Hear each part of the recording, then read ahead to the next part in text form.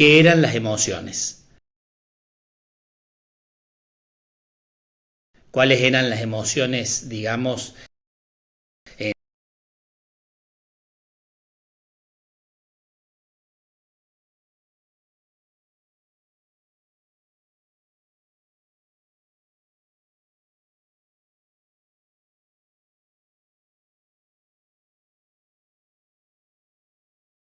Vamos a esperar un segundito que cortamos y empezamos de nuevo.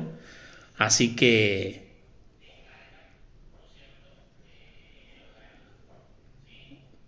bien. Habíamos dicho la importancia que tenía aprender a reconocer nuestras emociones, ¿no es cierto? Sobre todo las categóricas.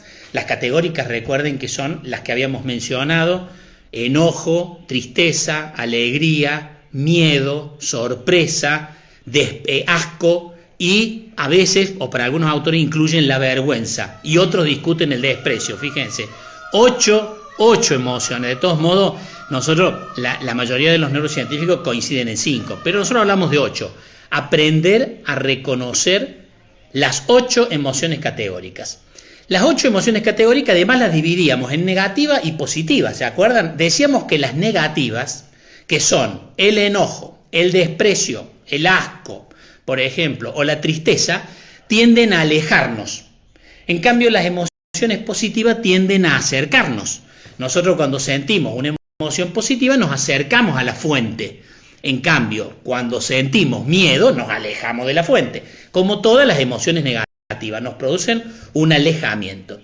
Ustedes saben que hubo una gran discusión sobre el tema de las emociones, que es bueno compartirlo con ustedes, que la dio Paul Ekman. Ekman fue el tipo que hizo la serie Lies. ¿Vieron esa serie que hay en Netflix que habla de cómo detectar a las personas cuando mienten? Bueno, el creador de esa serie es Paul Ekman. Ekman fue un psicólogo que estudió muchísimo las emociones, porque además, cuando apareció Ekman, se discutía si las emociones pertenecían a la cultura o provenían de la biología del organismo, de nosotros mismos, digamos, a través de nuestra historia evolutiva.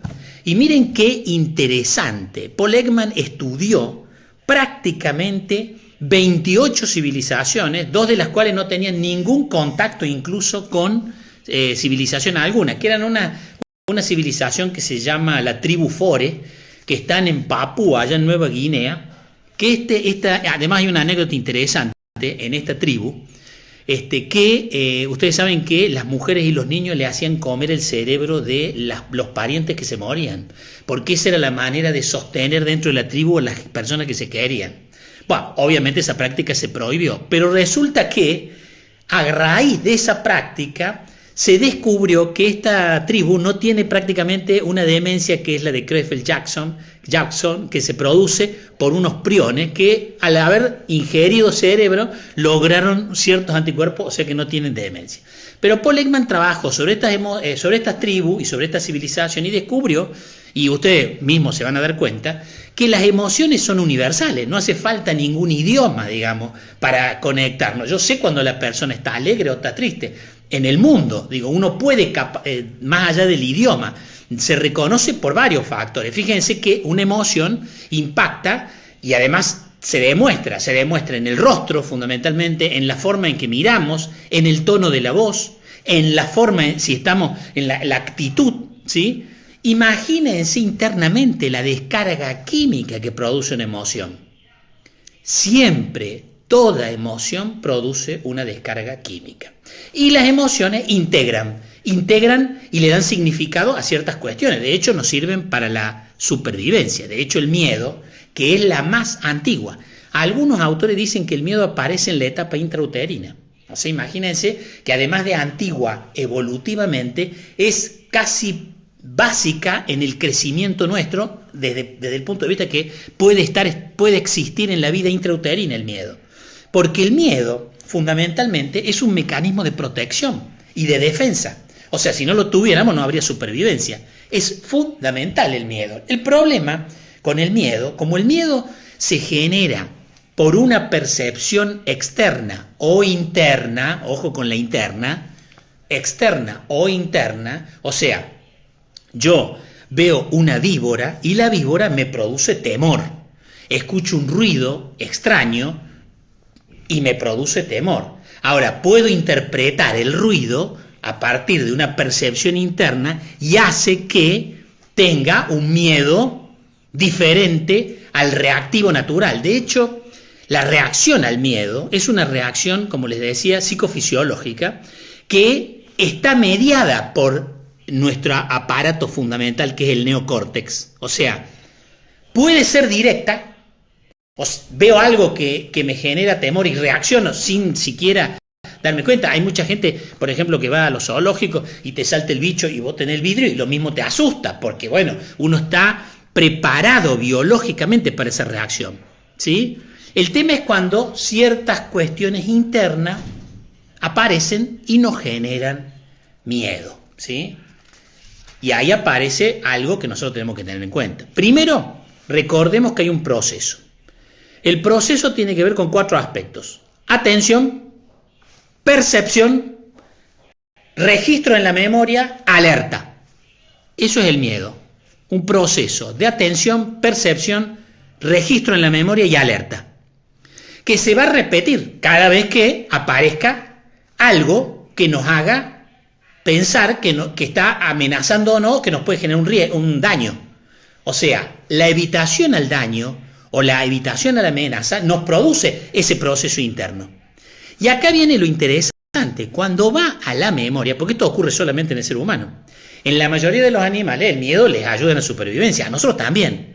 Pero el problema es que nosotros, al tener por encima del cerebro de las emociones el neocórtex, que es lo que media, explica, simboliza, le da razón de ser a las cosas, que no lo tiene ningún animal, solamente nosotros, ahí es donde se desencadena un montón de situaciones, ¿no es cierto?, que obviamente son patológicas, y ya las vamos a ver, porque tenemos tiempo para poderlas ver. Estoy acá chequeando el reloj.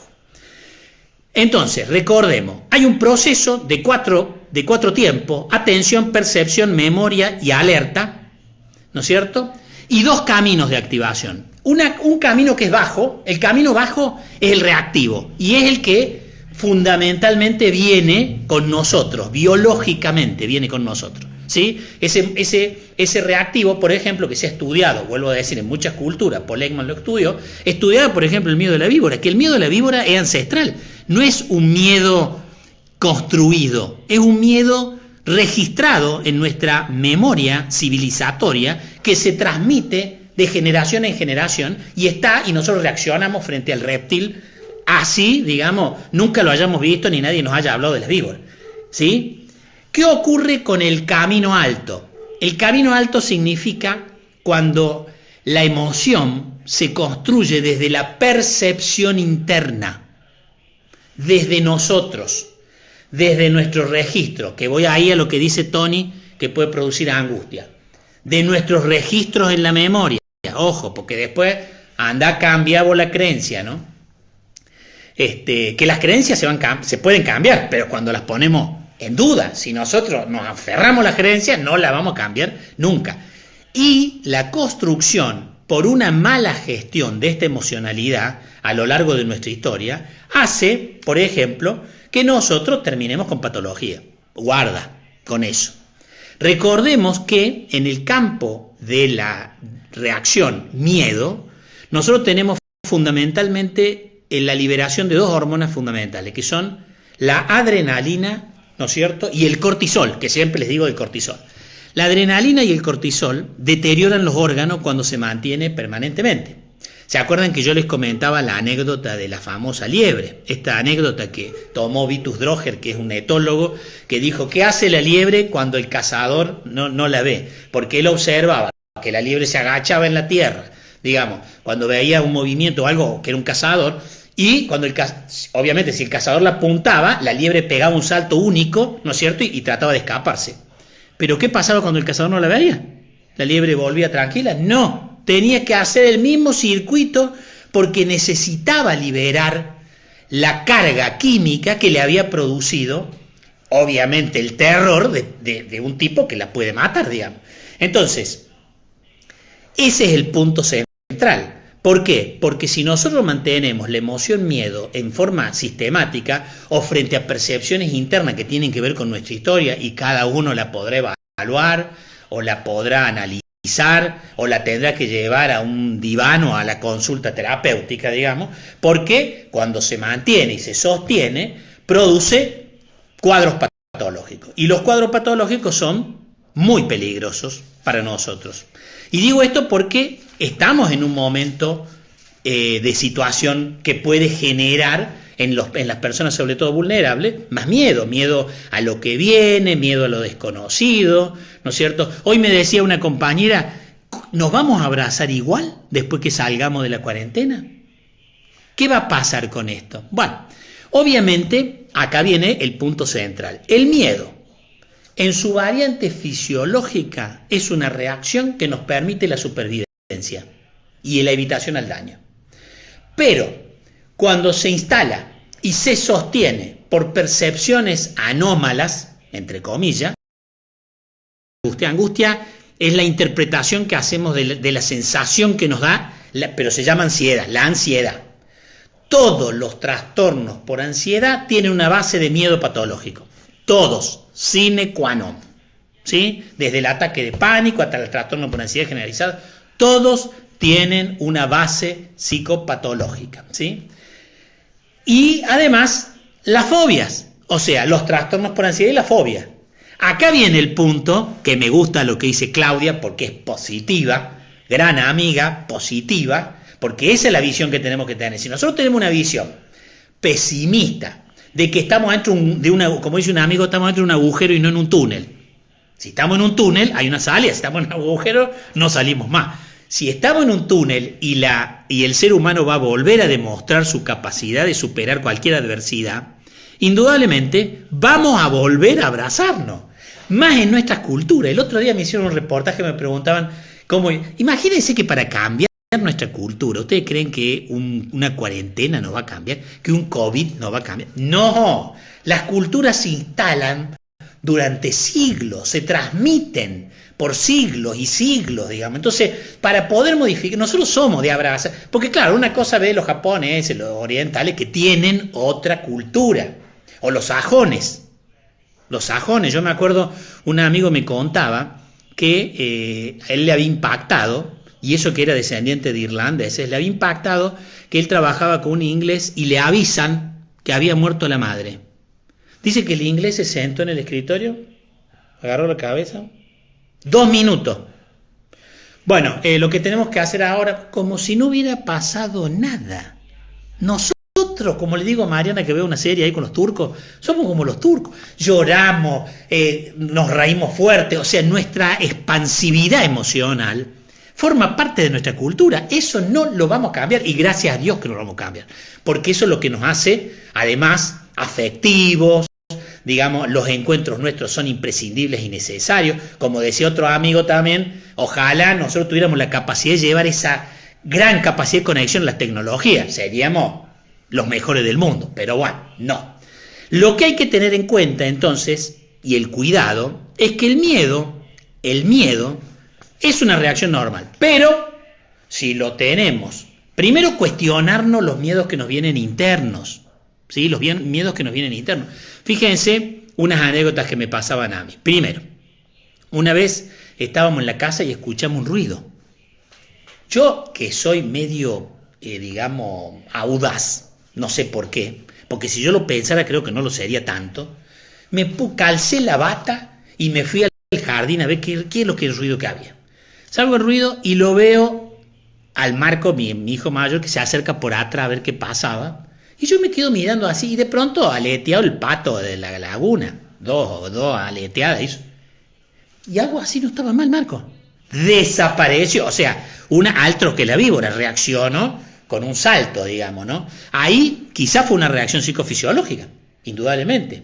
Porque una elaboración mayor es la que, por ejemplo, hacía Atilio, que le daba toda una explicación a su miedo. Él decía, ¿por qué yo no puedo tener una habitación arriba? Porque nosotros no habíamos hecho una habitación arriba. Más chiquito era, el más chico del Atilio. Y decía, ¿por qué no tenemos una habitación arriba nosotros? Yo quiero tener una habitación arriba. ¿Y por qué? Le preguntábamos. Porque si vienen los choros, a mí me agarra el último. Explica, ahí ya hay una explicación. O sea, esto también es interesante. El miedo está mediado por nuestras explicaciones, ¿sí? Entonces, si somos tan inteligentes para mediar esta circunstancia, entonces empecemos a ser inteligentes para darnos cuenta que el optimismo es una manera de administrar el miedo y administrar las emociones negativas. Porque las emociones negativas nos ayudan a sobrevivir, pero cuando se instalan y se mantienen en el tiempo nos enferman. Y cuando nos enferman ya no hay otra que ir al médico, a tratamiento, ¿sí? Entonces es muy importante saber cómo se administran, ¿no? ¿Cómo se administran? Ojo que también hay políticas del miedo, que lo tengo ahí a Gastón, que es un consultor político. La cultura del miedo a veces se maneja para que nos asustemos y no veamos la hora que aparezca una vacuna para salir a comprarla como unos locos, digamos. La cultura del miedo a veces tiene se llama el moldeamiento de las sociedades. Ojo con eso también, o sea, seamos astutos también para saber leer, ¿sí? Porque si no, cualquier cosa o con cualquier cosa nos van a asustar y nos van a llevar para cualquier lado. Hay que ser optimista, muy bien, Gracielita, porque esa es la manera de superar estas cuestiones, ¿no es cierto? Por eso yo creo que nos vamos a arriesgar con los abrazos, apenas podamos nos vamos a abrazar, indudablemente, porque además forma parte de nuestra manera incluso de ser compasivos, la manipulación, efectivamente, Claudio, y muy bien Gastón que me lo diga. ¿Qué se sugiere que hagamos? Miren, las últimas técnicas que dicen cómo trabajar con el miedo, primero es escucharme. Por ejemplo, escucharme que hace que ustedes piensen, miren cómo el tema del miedo, claro, es una reacción que aparece, que tiene que ver con ideas mías. Porque ahí viene el primer paso a trabajar, ¿no? Reconocer pensamientos que me van a desencadenar miedo. ¿Qué pensamientos me desencadenan miedos? ¿Qué ideas? Tengo que identificarlos e identificar qué me digo en ese momento, ojo. ¿Sí? Es el primer paso del autoconocimiento. El segundo paso es llevarlo a registro. Si yo llevo un registro de qué ideas o qué pensamientos me provocan qué tipo de emoción, en este caso el miedo, yo voy a poder empezar, que ahí sería la tercera etapa, a desarrollar estrategias de aprendizaje que me pongan en actitud frente al miedo, ¿sí? Obviamente, vuelvo a decirle, este es un espacio, como decimos varios colegas que estamos trabajando en estas cuestiones, psicoeducativo, no es un espacio terapéutico, hay miedos que podemos administrar para no convertirnos en personalidades vulnerables y hay otros miedos que requieren de un tratamiento, cuando ya hay necesidad de un tratamiento, porque hay un trastorno por ansiedad,